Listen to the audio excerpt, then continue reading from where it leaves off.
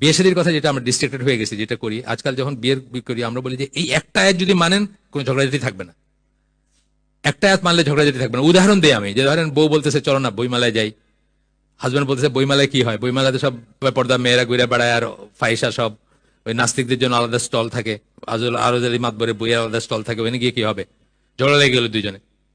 তো ধরেন এই আয়াতটা যদি মানেন যে তোমাদের ভিতর সকল বিবাদ বিসংবাদ কার কাছে নিয়ে যাবে, আল্লাহ এবং তার রাসূলের কাছে, তাহলে কি দেখতেন যে হাজবেন্ডের পারমিশন ছাড়া একটা ওয়াইফ ঘর থেকে বাইরে যেতে পারে না, বাইরের কাউকে ঘরে ঢুকতে দিতে পারে না। শেষ হয়ে গেল না ঝগড়া? সে কিন্তু হাজবেন্ডের মানতেছে না, সে আল্লাহ রসুলের একটা কমান্ড মানতেছে, হাজবেন্ডকে মানতেছে না। যতদিন সে বিবাহিত তার বেলা এটা প্রযোজ্য, সে ডিভোর্সই হইতে পারে পরে, এই হাজবেন্ড ছেড়েও দিতে পারে, আর কি এই হাজবেন্ডের কথা তার উপর খাটবে না। এটাই আল্লাহ সূরা নিসার 1 নম্বর আয়াতে বলতেছেন যে যার নামে তোমরা একে অপরের, সে আল্লাহকে ভয় করো যার নামে তোমরা একে অপরের উপর রাইট ক্লেম করো।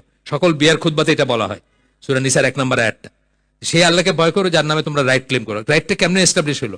একটা বিয়ে পড়লেন তারপর তো এস্টাবলিশ হলো, কার নামে রাইটটা? আল্লাহ দেওয়া রাইট এটা, তাই না? বিবাহিত মানুষের হাজবেন্ডের উপর, ওয়াইফের উপর হাজবেন্ডের রাইট। তাইলে সেই আল্লাহর কথা বা সেই রাসূলের কথা বা সেই শরিয়ার কথা বা সেই ইসলামের কথা হচ্ছে যে হাজবেন্ডের পারমিশন ছাড়া বা ইচ্ছা ছাড়া ওয়াইফ বাইরে যেতে পারবে না। ঝগড়া শেষ হয়ে যেত না? শেষ হয়ে যেত। শুধু এই আয়াতটা যদি মানতে, বুঝতেন যে এটার মিনিং কি, সকল ঝগড়া যেতে। আবার উল্টাটা, হাজবেন্ড এসে বললো যে তুমি রোজ 1 ঘন্টা করে আমার মায়ের পা টিপা দিবা, বললেন না এটা তো আমার কাজ না।